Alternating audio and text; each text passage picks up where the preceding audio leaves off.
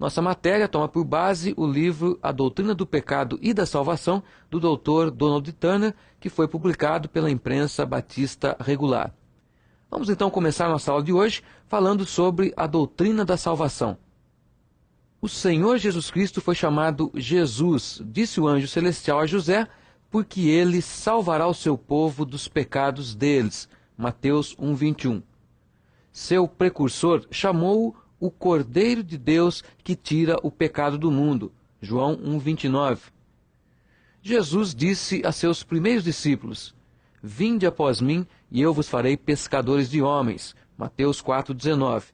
Porquanto ele viera para buscar e salvar o que se havia perdido. Lucas 19:10. O Salvador sabia muito bem que viera ao mundo em forma humana para poder morrer e, por meio da sua morte, destruir o poder dela. Hebreus 2, 14 e 15, João 12, 23 a 27. Jesus decidiu firmemente ir a Jerusalém, sabendo que seria crucificado ali, segundo o plano de Deus. Ele se ofereceu para isso mesmo, antes da fundação do mundo. Apocalipse 13, verso 8. Vamos ver então a importância da doutrina, ou dessa doutrina. Temos chegado ao estudo mais importante, a doutrina central de toda a verdade revelada ou conhecida pelo homem.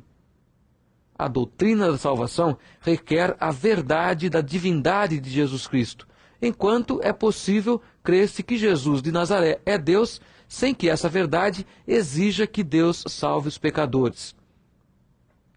É da maior importância conhecer e crer nessa doutrina, porque só assim haverá uma compreensão ampla e correta das demais doutrinas. Para o indivíduo, se ele crê na verdade da redenção, isso é tudo de mais precioso em sua vida. Para o evangelista e para a igreja cristã, a verdade da redenção é a sua razão de ser e o propósito de sua existência é proclamá-la em toda parte. Segundo o conceito que se tenha da salvação, assim será o conceito acerca de Deus, do presente e do futuro. Não há outra doutrina que afete tanto toda a vida como esta. O crer ou não na salvação, oferecida por Deus aos pecadores, pode causar efeitos tão diversos como, por exemplo, o apóstolo Pedro voltando-se para o Senhor e recebendo perdão, ou Judas caindo no desespero e terminando no suicídio. O relato da morte, sepultamento e ressurreição de Jesus Cristo ocupa mais espaço em cada um dos 4 evangelhos do que qualquer outro evento, porquanto lança os fundamentos para a redenção. Esta doutrina é ensinada em toda a Bíblia por meio de referências claras, ensinos figurativos e simbólicos, por parábolas e por meio de histórias. Deus deseja, na verdade, que todo homem saiba que há uma salvação certa para todo aquele que a aceite. As condições pelas quais uma pessoa pode apropriar-se da salvação eterna de sua alma constituem o estudo mais importante que pode existir. O precioso capítulo 3 do Evangelho segundo o apóstolo João, depois de explicar que Deus, por seu amor, enviou seu Filho unigênito ao mundo para ser levantado na cruz, do mesmo modo como Moisés levantou numa haste a serpente de bronze no deserto, para o que crê nele receba a vida eterna através do nascimento novo e espiritual, conclui com um resumo breve e grave. O último versículo, o 36, diz: Por isso, quem crê no Filho tem a vida eterna. O que, todavia, se mantém rebelde contra o Filho não verá a vida, mas sobre ele permanece a ira de Deus. A fé é o meio de apropriar-se da vida eterna, porém a maioria dos homens são como Nicodemos. Tem dúvidas e perguntas, problemas que querem ver resolvidos antes de crer. Parece que este fariseu não veio ao Senhor para aprender, mas sim para ensinar-lhe o quanto sabia e talvez para aconselhá-lo, segundo o versículo 2. O Salvador disse-lhe que tinha necessidade de nascer de novo antes de querer saber realmente o que era de Deus. Todo ser humano tem esta necessidade de nascer de novo, a menos que tenha experimentado a regeneração. Mas são poucos os que têm sentido a sua falta e insignificante é o número daqueles que se dão conta da importância indizível de um nascimento espiritual. A vinda da segunda pessoa do Trino Deus ao mundo mudou o calendário das nações mais poderosas do globo. Porém, sua morte e ressurreição foram acompanhadas de tantas manifestações sobrenaturais e as consequências têm sido tão benéficas a todo mundo que temos de admitir que aquele que foi crucificado e ressuscitou não era um mero homem nem anjo, mas sim o mesmo Deus encarnado. Esse sacrifício será celebrado na glória pelos séculos dos séculos sem fim. Apocalipse 5:12. As nações comemoram o aniversário de nascimento e morte de seus heróis nacionais. Porém, geralmente, lamenta-se a morte e se crê que, se tivessem vivido mais tempo, teriam realizado coisas maiores ainda. Não acontece isso com Jesus Cristo. Multidões celebram sua morte e dão graças a Deus por ela, muito mais que os que comemoram a morte de qualquer figura nacional, com a diferença que o sentimento dominante não é de lamentação, mas de regozijo.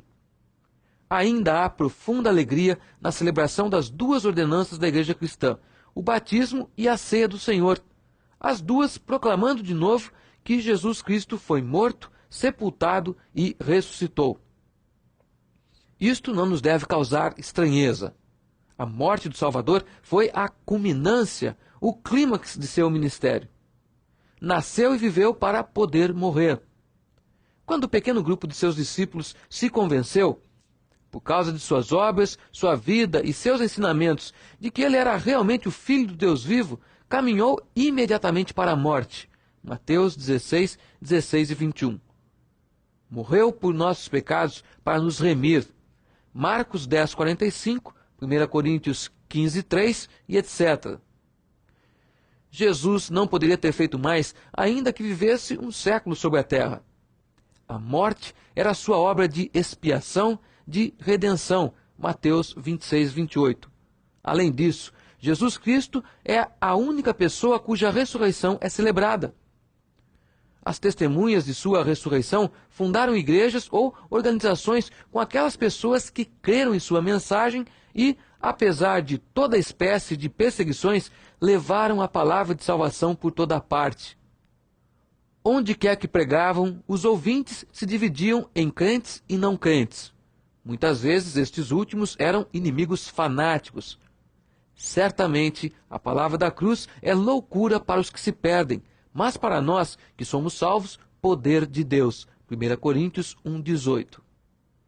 Veja então comigo a atitude mental e espiritual no estudo. Desde que nos propusemos a aproximar de um tema tão importante, tão maravilhoso e, contudo, tão indizivelmente solene, lembremos-nos de que isto requer um coração cheio de temor reverente, tanto como o reconhecimento de nossa absoluta indignidade. Se, ao tocar apenas a simples franja das coisas santas de Deus, deve inspirar um temor reverente, ao tratarmos dos segredos mais íntimos de sua aliança, ao contemplarmos os desígnios eternos da bendita Trindade, ao procurarmos entrar no significado da transação única do Calvário, que estava coberta de trevas, tudo isto exige um especial grau de graça, de temor e de humildade, de instrução celestial e da audácia humilde da fé.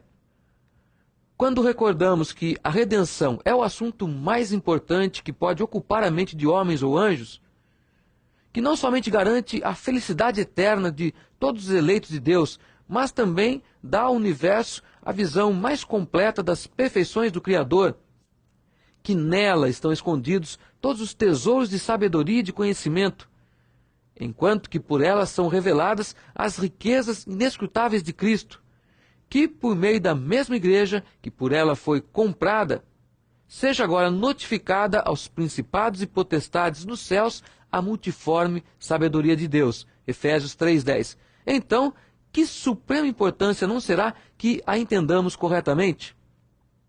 Porém, como pode o homem caído aprender essas verdades contra as quais seu depravado coração tanto se opõe?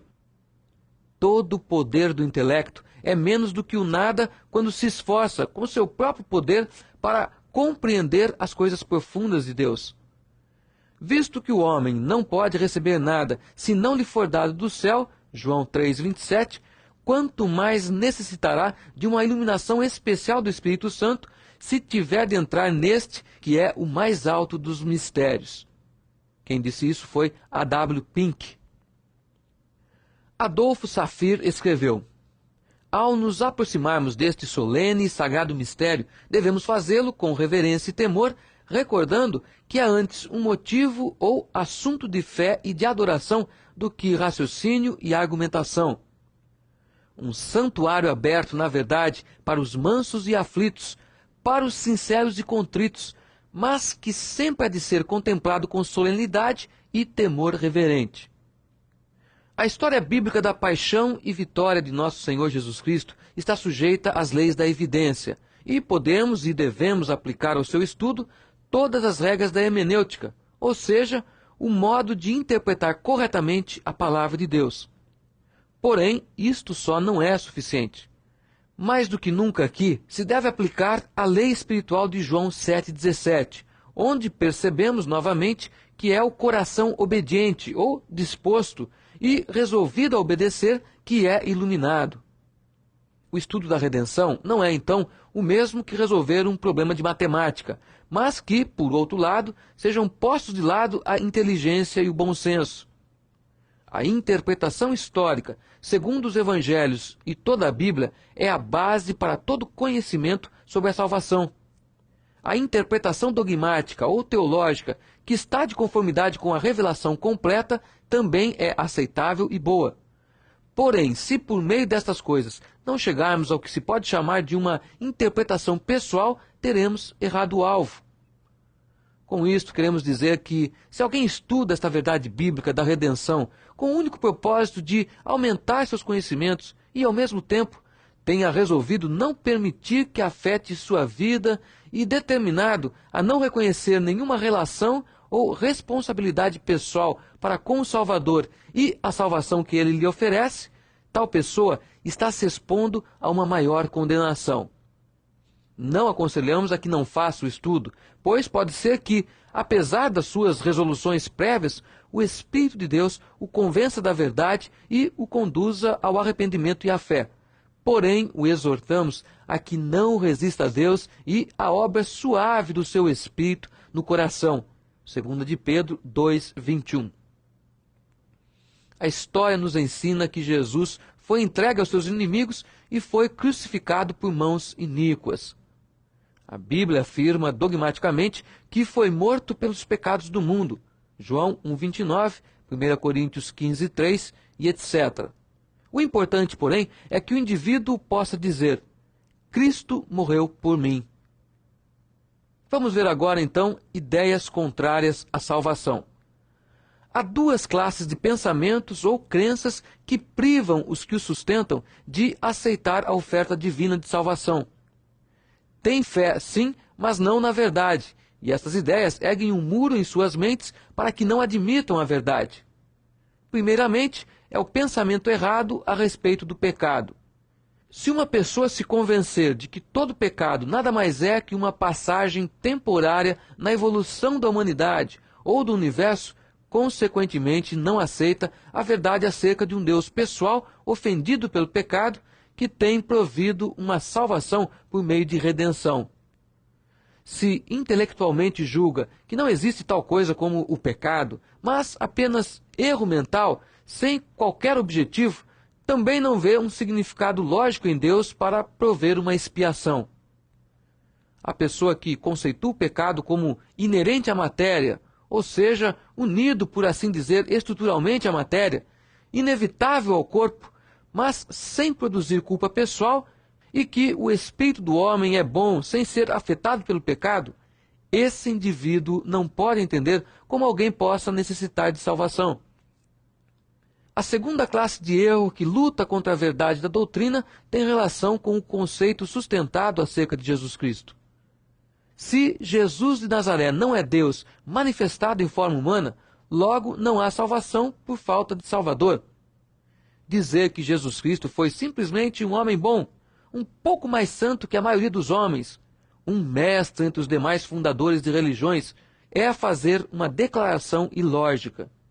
Nenhum outro mestre religioso, entre aspas, jamais disse: eu e o Pai somos um.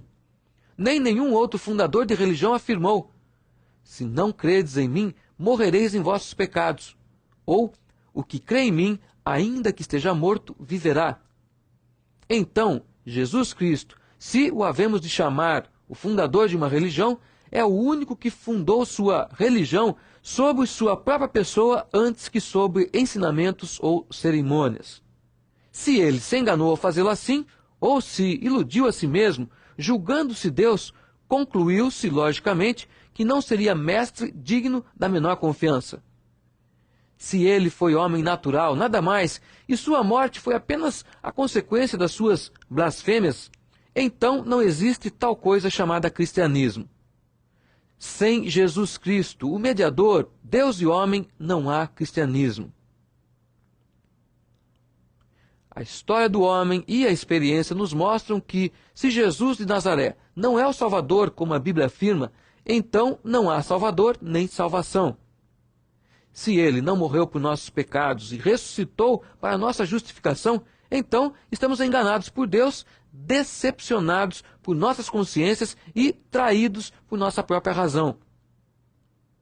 O homem natural é incapaz de cumprir tudo o que requer a justiça divina, nem pode fazer qualquer coisa para reparar as faltas cometidas, de modo que tem de procurar, fora dele, outra pessoa que faça o que ele mesmo não pode.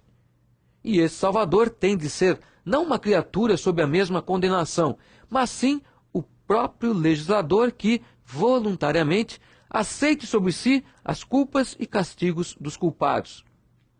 Sem um Redentor divino, não há esperança para os pecadores. Por isso dizemos que um conceito de Cristo como mero homem impede a fé na verdade a respeito da salvação. Fechando a nossa aula de hoje, em resumo, o Senhor Jesus Cristo é o Cordeiro de Deus para dar sua vida em resgate de muitos. Vimos, a doutrina da salvação é a mais importante, o centro da verdade revelada, aquela que afeta toda outra doutrina cristã. A atitude cristã ao estudar essa doutrina é de temor reverente, com o coração obediente, esperando iluminação divina. E por último, se não nos reconhecemos pecadores, não buscaremos a salvação. Se não cremos na divindade de Cristo, não haverá esperança de salvação em parte alguma. Terminamos aqui nossa aula de hoje. Em nosso próximo estudo, veremos a doutrina da salvação quanto a seus fundamentos. Até lá!